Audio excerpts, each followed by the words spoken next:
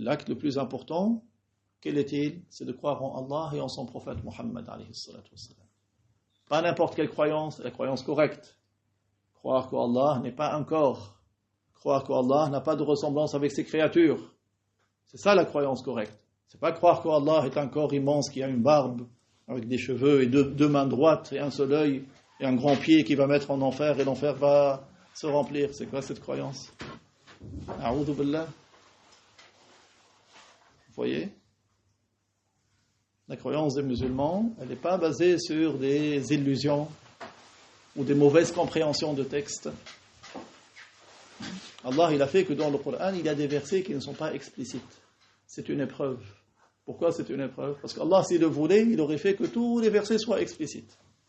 Mais c'est une épreuve. Pour que celui qui les explique correctement, qui les comprend correctement, il va au paradis après avoir suivi cette épreuve. Et pour que celui qui les explique de travers et qui attribue à Allah le corps, il aille en enfer après avoir eu la preuve. Celui qui croit qu'Allah est un corps n'est pas musulman. Il n'arrive même pas à débattre avec l'adorateur du soleil. Si quelqu'un croit qu'Allah est un corps, l'adorateur du soleil va le défier. Il lui dit, moi mon Dieu, je le vois et tu le vois, il est profitable, il est très joli et il est bénéfique pour les plantes, pour les animaux. Et il est dans le ciel. L'autre lui dit, non. Dieu, il est dans le ciel, mais ce n'est pas le soleil.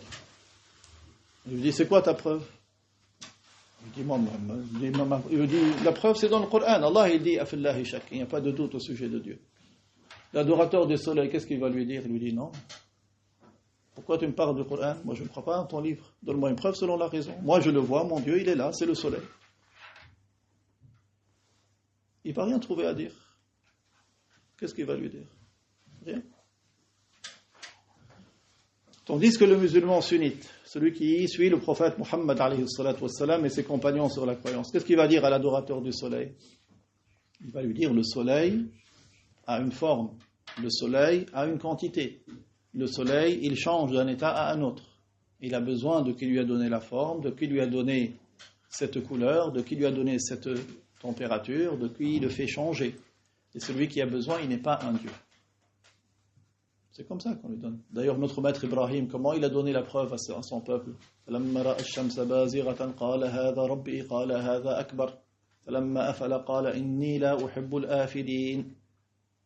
Il leur a expliqué, il leur a dit, voilà, il leur a montré la lune, les étoiles, regardez, il leur a dit, ça ne mérite pas d'être adoré, pourtant ce sont des corps qui sont dans le ciel. Ils ne méritent pas d'être adorés. Pourquoi? Parce qu'il a dit, il leur a donné la preuve, ils changent. Le fait de changer fait que c'est une créature. Allah, il ne change pas.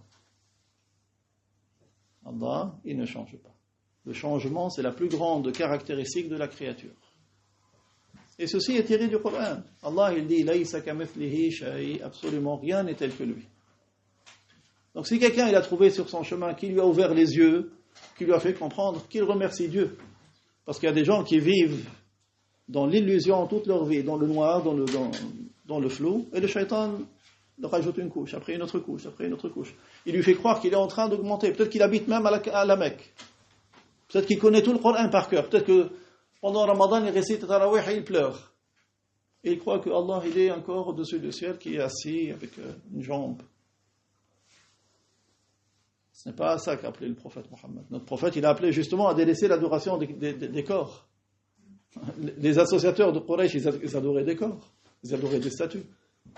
Comment? Il leur dit, n'adorez pas ces corps-là, adorez un autre corps. Ils vont lui dire non.